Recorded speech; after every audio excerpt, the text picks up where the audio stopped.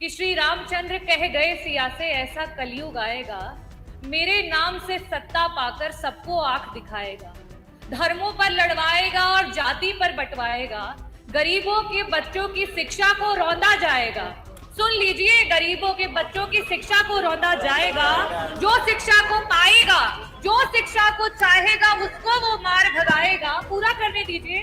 और ऐसा करके वैसा करके बस अपना मकसद पाएगा। मंत्री जी, बस अपना मकसद पाएगा।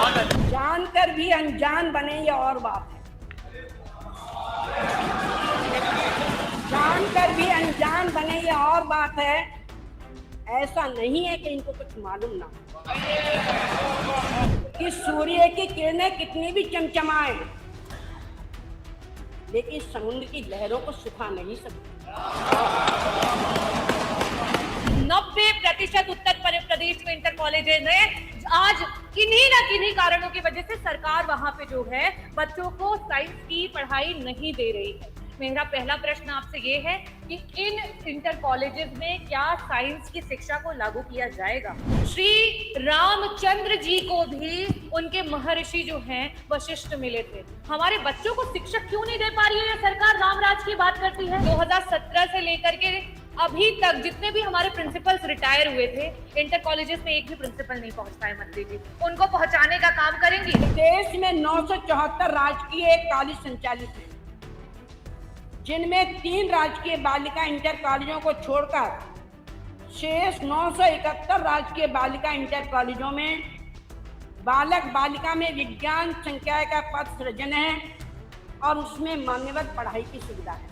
साइंस की पढ़ाई होनी चाहिए। ठीक है, आप आपके क्षेत्र के अंतर्गत जो विद्यालय है उनको दिखवा लीजिए। मेरी विधानसभा के कॉलेज, इनकी विधानसभा दिखवा लीजिएगा। अगला प्रश्न। माध्यमिक शिक्षा मंत्री जी से प्रश्न पूछने का अवसर दिया। मेरा प्रश्न मंत्री जी से बड़ा ही सीधा था कि जितने भी सरकारी एवं जो अनुदान एडेड कॉलेजेस हैं, इंटर कॉलेजेस, वहां पे क्या साइंस स्ट्रीम की जो है वो शिक्षा उपलब्ध है कि नहीं? क्या सरकार को इसकी जानकारी है?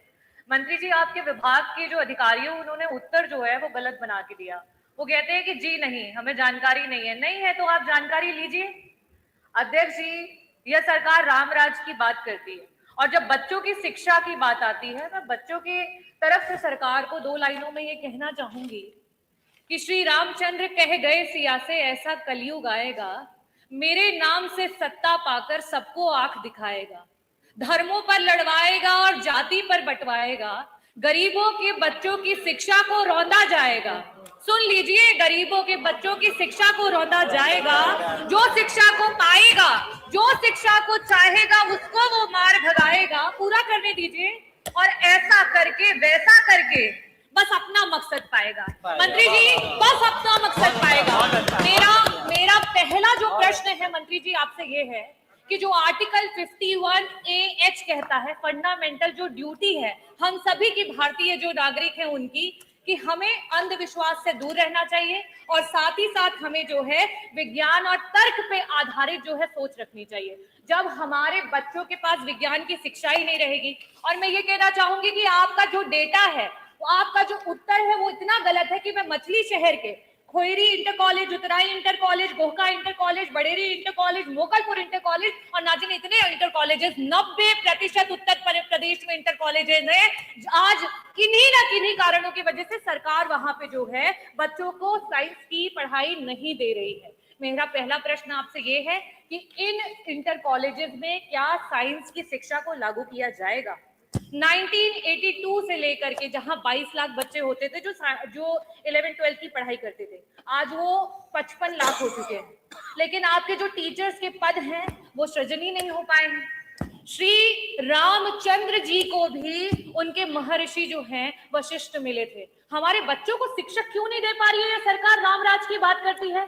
मेरा दूसरा बड़ा सटीक प्रश्न आपसे ये रहेगा कि 2017 से लेकर के अभी तक जितने भी हमारे प्रिंसिपल्स रिटायर हुए थे, इंटर कॉलेजेस में एक भी प्रिंसिपल नहीं पहुंच पाए। मंत्री जी, उनको पहुंचाने का काम करेंगी? विभिन्न जो हमारे क्षेत्र हैं उनके जो है टीचर्स नहीं अवेलेबल है, उनको पहुंचाने का काम करेगी? यहाँ तक कि इंटर कॉलेजेस में ग्रुप डी स्टाफ नहीं है, आउटसोर्सिंग पे नहीं है, परमानेंट तो दूर की बात है, क्या उनको वापस से देने का काम करेंगे? मंत्री जी, ये जो साइंस से संबंधित है ना, उसी का उत्तर दे दीजिए।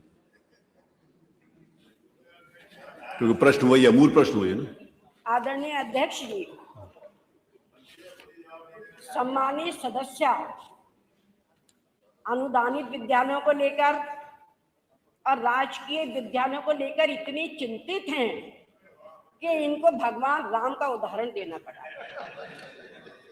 जानकर भी अनजान बने ये और बात है, जानकर भी अनजान बने ये और बात है। ऐसा नहीं है कि इनको कुछ मालूम ना हो। और मैं ये भी बताना चाहती हूँ मान्यवर कि सूर्य की किरणें कितनी भी चमचमाएं, लेकिन समुद्र की लहरों को सुखा नहीं सकती। तो मैं ये बताना चाह रही हूँ कि जो सम्मानित सदस्य ने चिंता व्यक्त की है, उस संबंध में मान्यवर प्रदेश में 974 राजकीय कॉलेज संचालित हैं, जिनमें 3 राजकीय बालिका इंटर कॉलेजों को छोड़कर शेष 971 राजकीय बालिका इंटर कॉलेजों में बालक बालिका में विज्ञान संकाय का पद सृजन है और उसमें मान्यवर पढ़ाई की सुविधा है। पहला जवाब तो ये है।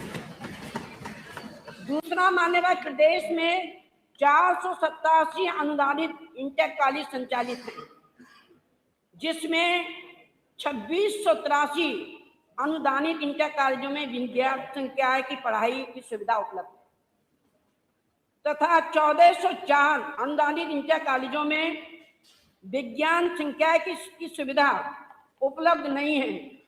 वो उपलब्ध इसलिए नहीं है कि प्रबंध तंत्र के आधार पर, प्रबंध तंत्र के आवेदन के आधार पर ये सुविधा उपलब्ध की जाती है। अभी तक किसी प्रकार का कोई भी उनके यहाँ से पत्रावली नहीं आया। धन्यवाद।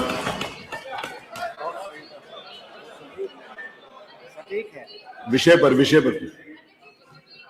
उत्तर में आया है कि सभी साइंस स्ट्रीम हर इंटर कॉलेज में है। बस मेरी विधानसभा दिखवा ले, मेरी विधानसभा के जो मैंने सदन में 5 इंटर कॉलेजेस उसको दिखवा लेंगे मंत्री। वहाँ साइंस की जो है पढ़ाई नहीं है माननीय मंत्री जी, वहाँ पे कम से कम बच्चों के साइंस की पढ़ाई। आपका उत्तर जो है गलत नहीं। अरे आनंद, विषय पर पूछो। ये विषय पे है, मेरा विषय यही था कि साइंस की पढ़ाई होनी इनके चाहिए। मंत्री जी, इनके क्षेत्र के जो विद्यालय है उसमें दिखवा लीजिए। ये विषय पे ही है। आपके मेरा विषय ये था कि साइंस की पढ़ाई होनी चाहिए। ठीक है, आपके क्षेत्र के अंतर्गत जो विद्यालय है उनको दिखवा लीजिए। मेरी विधानसभा के कॉलेज, इनकी विधानसभा दिखवा लीजिएगा। अगला प्रश्न। गलत उत्तर आया। मंत्री जी, इनकी विधानसभा के जो विद्यालय बताए हैं, नहीं बच्चे पढ़े। आप जो विद्यालय का इन्होंने बताया है उसमें दिखवा लीजिए। अगर उस